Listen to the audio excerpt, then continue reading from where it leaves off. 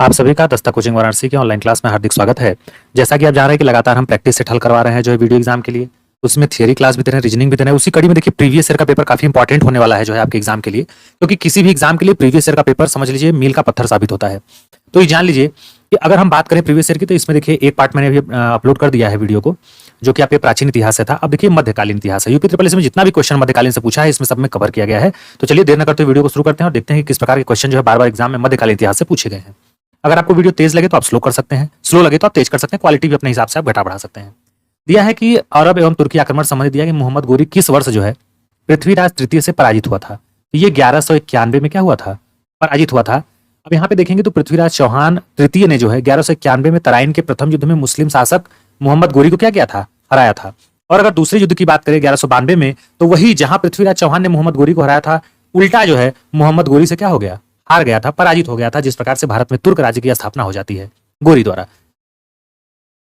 अब आगे देखेंगे, दिया है पहली बार भारत पर आक्रमण करने वाला मुस्लिम शासक। देखिए वही चीजें हैं, बस बार बार घुमा फिरा के आपसे पूछा है।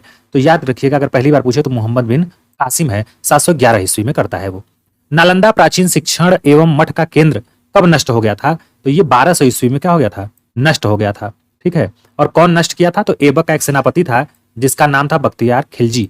इन्होंने जो है 1157 में जो है 97 ईस्वी में नष्ट कर दिया था। आगे है देखिए दिल्ली सुल्तनत में, इसके शासनकाल में इब्न बतूता भारत आया था। तो ये मोरक्को यात्री था, मोहम्मद बिन तुगलक के शासनकाल में 1333 में आता है। काफी एग्जाम में रिपीटेड क्वेश्चन ये है। अब आगे देखिए क्या है, दिल्ली सल्तनत के निम्नलिखित राजवंशों में किसने सबसे कम अवधि तक शासन किया, तो ये खिलजी वंश। अगर खिलजी वंश की बात की जाए तो इसमें देखिए जलालुद्दीन इसके संस्थापक हैं और उसका भतीजा अलाउद्दीन खिलजी रहता है। ठीक है, जिसने घोड़े को दागने और ये सब चीजें जो है प्रथा प्रचलित की थी। आगे देखिए है, भारत पर तैमूर किस वर्ष आक्रमण किया था, तो 1398 में। ठीक है, आगे देखिए है, निम्नलिखित में से दिल्ली का पहला सुल्तान कौन है, तो दिल्ली का अगर आपसे कोई सुल्तान पूछे पहला, तो कुतुबुद्दीन ऐबक था, जो गुलामों का गुलाम जिसको कहा जाता था। ठीक है, और ये डर के मारे कभी भी जो है दिल्ली में जो है अपनी राजधानी में जो है कभी भी नहीं बैठा। इसलिए जो है राजधानी में कभी नहीं बैठा, बल्कि दूर जाकर के जो है ये क्या करता था, दूर से शासन चलाता था डर के मारे।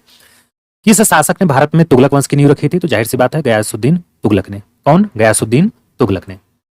आपको एक आइडिया मिल जाता है किस प्रकार के क्वेश्चन जो है यूपी ट्रिपल एससी पूछता है। हालांकि कुछ ओल्ड अगर टाइम हो गया है तो जाहिर सी बात है कुछ उसमें चेंजेस जरूर करता है, लेकिन चीजें वही रहेंगी, बस आपको घुमा फिरा के मिलान करने वाला है, क्या गलत है, ये सब ऐसे प्रकार के क्वेश्चन बनता है। कुतुबुद्दीन ऐबक किस राजवंश का शासक था, तो जाहिर सी बात है गुलाम वंश, जिसको इलवरी वंश कहते हैं, मामलुक वंश भी कहते हैं, गुलाम को कई नामों से जाना जाता है।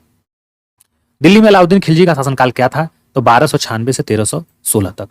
ठीक है, लौह और जो है लौह और रक्त की नीति किसने अपनाई थी, तो आपको मालूम है कि ये बलबन ने अपनाई थी। किसने, बलबन ने। देखिए है ना, बलबन ने।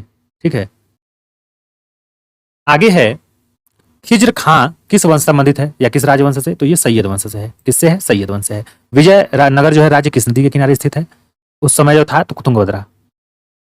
भारत में सिकंदर लोदी का शासनकाल आपसे पूछा है, तो जाहिर सी बात है 1489 से 1517 क्या हो जाएगा, सिकंदर लोदी का शासनकाल हो जाएगा। इसका मूल नाम क्या था, निजाम खां, और यह बहलोल लोदी का क्या था, उत्तराधिकारी था।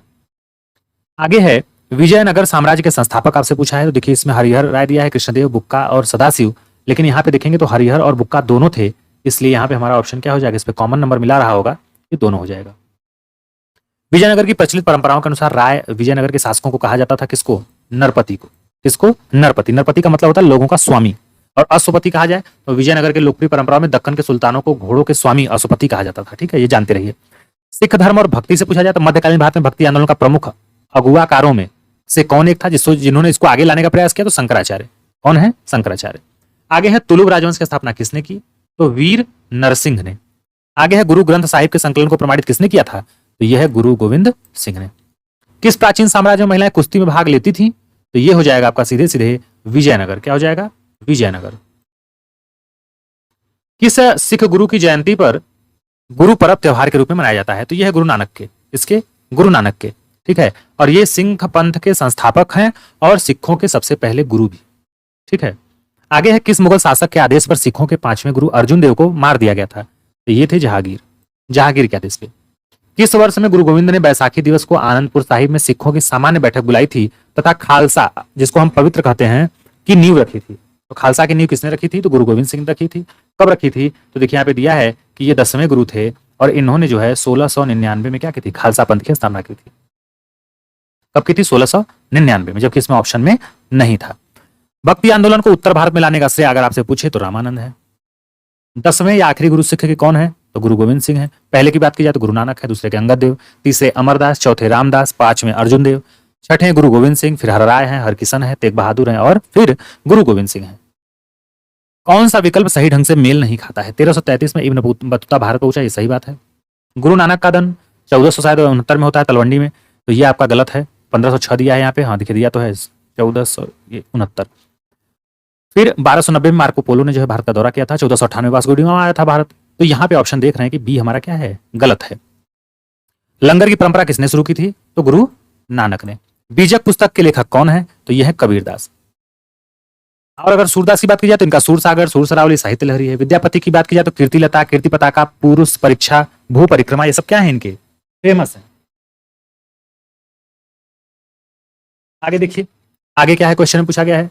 मुगल काल की बात पूछा है, संगमरमर पर पियत्रा ड्यूरा थी, काफी फेमस है। पित्रा दूरा या रंगीन पत्थर की जड़ाई का काम किसके समय में लोकप्रिय था? तो ये था शाहजहां के। इसके शाहजहां के। आगे है, इसमें देखिए मिलान कौन सा सही नहीं है। पानीपत की पहली लड़ाई, तो भाई बाबर और इब्राहिम लोदी के बीच हुआ था, तो सही बात है। दूसरी लड़ाई इसमें कहा है कि टीपू सुल्तान और जो है किसके मध्य हुआ है, मराठा, जबकि ये तो अकबर और हेमू के बीच हुआ था। हल्दी का घाटी का युद्ध महाराणा प्रताप और अकबर के बीच। तो यहाँ पे सीधे सीधे ऑप्शन भी हमारा क्या हो जाएगा, राइट हो जाएगा, गलत की दृष्टि से। तो यहाँ पे आपको पता होना चाहिए कि पानीपत की जो दूसरी लड़ाई है वो 5 नवंबर 1556 ईस्वी को अकबर और हेमू के बीच लड़ी गई थी। जजिया फिर से लगाने वाला मुगल शासक कौन था? तो ये थे औरंगजेब। और ये मांस मदिरा को जो है क्या करता था, छूता नहीं था, ऐसा कहा गया है भारतीय इतिहास में। पानीपत की पहली लड़ाई किस वर्ष हुई? तो 1526 में। ठीक है। जब ईस्ट इंडिया कंपनी का स्थापना हुई तब भारत पर किसका शासन था? तो ये मुगल सम्राट का। 1556 में पानीपत का द्वितीय युद्ध किसके मध्य लड़ा गया था? तो अकबर और हेमू को, मैंने अभी भी बताया ऊपर। अकबर की सफल भू राजस्व प्रणाली का श्रेय किस श्रेष्ठ दरबारी को जाता है? तो काफी फेमस क्वेश्चन ये भी देखिए पूछा जाता है इतिहास में, राजा तोडरमल। शेर शाह सूरी का वास्तविक नाम? तो ये फरीद जो है इनका क्या था, वास्तविक नाम था। मुगल शासन के दौरान एक कोतवाल को जो है कि सही भूमिका क्या थी? अगर एक कोतवाल है तो कानून व्यवस्था को बनाए रखना ही कोतवाल का क्या होता था, काम होता था।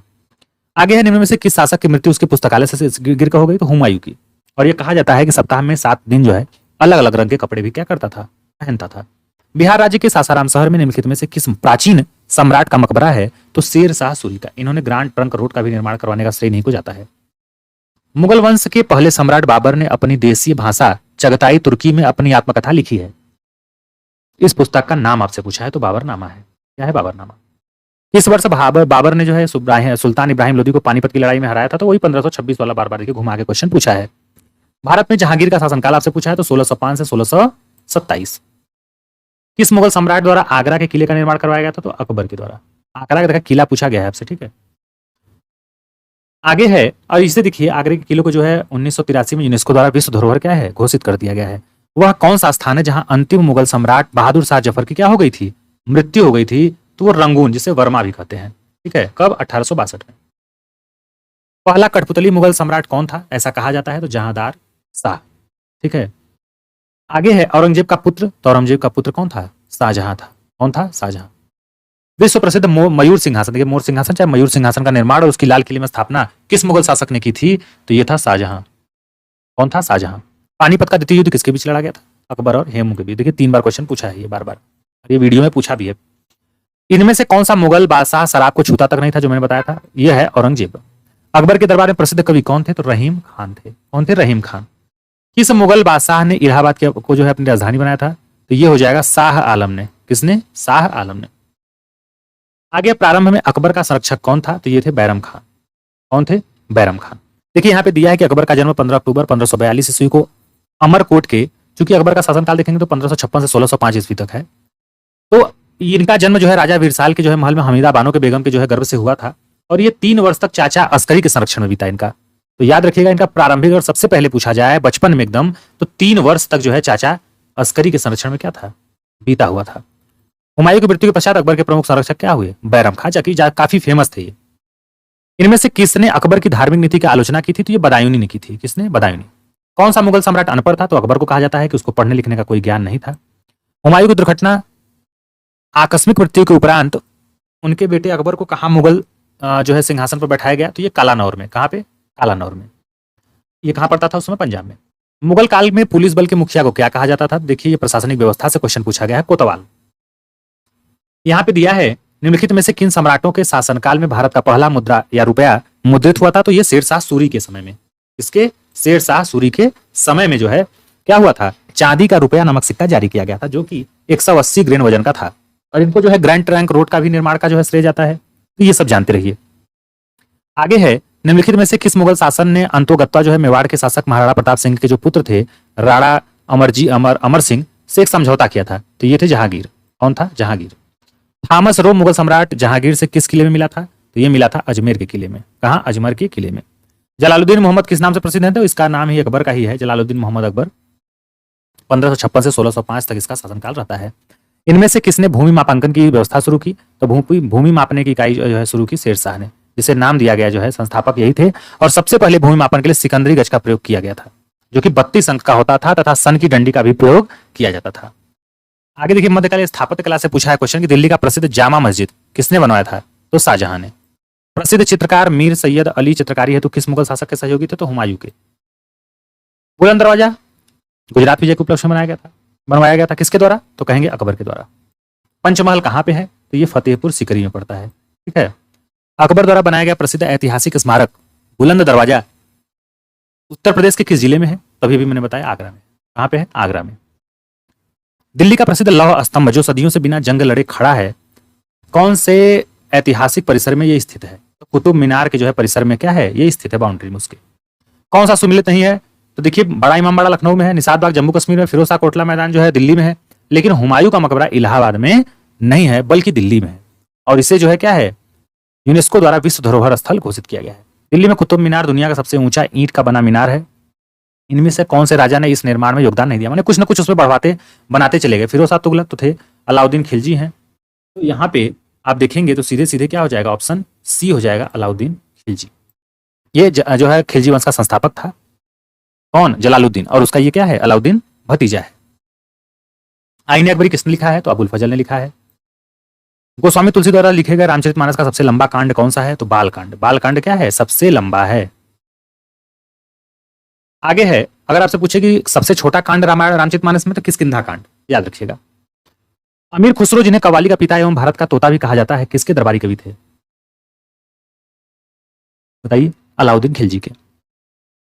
हुमायूं नामा के लेखक गुलबदन बेगम है। निम्नलिखित में से कौन दिल्ली सल्तनत के इतिहास का लेखक नहीं था? तो जियाउद्दीन बर्नी थे, अमीर खुसरो थे, मिन्हा उल सिराज थे, लेकिन अब्बास खां सरवानी नहीं थे। ठीक है, ये जानते रहिए। ये मुगल काल के क्या थे, लेखक थे। अकबरनामा के प्रसिद्ध लेखक तो अबुल फजल। तारीख ए फिरोज शाही किसने लिखा है? तो ये लिखा है जियाउद्दीन बर्नी ने। जियाउद्दीन बर्नी ने। आगे है, अमीर खुसरो का जन्म कहाँ हुआ था? तो कासगंज में। अकबर ने अपने दरबारी संगीतज्ञ के रूप में किसे नियुक्त किया था? तो मियां तानसेन को नियुक्त किया था। किस संत को रामायण के रचयिता वाल्मीकि का अवतार माना जाता है? तो ये है गोस्वामी तुलसीदास को जो है रामायण के रचयिता वाल्मीकि का क्या माना जाता है? एक अवतार माना जाता है। तो ये थे देखिए 84 क्वेश्चन, जिसमें आधुनिक को जो है आप इसके आगे जो है आप देखेंगे कि आधुनिक का जो है भारत शुरू होगा। ये मध्यकालीन से संबंधित पूरा था। इसके आगे देखेंगे तो मध्य जो है आधुनिक आपका शुरू हो जाएगा। तो इसको हम अगले वीडियो में कवर करेंगे, क्योंकि वीडियो लंबा हो जाएगा। तो अगर आपको वीडियो पसंद आए तो एक लाइक शेयर सब्सक्राइब करना मत भूलिएगा। मिलेंगे नेक्स्ट वीडियो में, तब तक के लिए थैंक यू।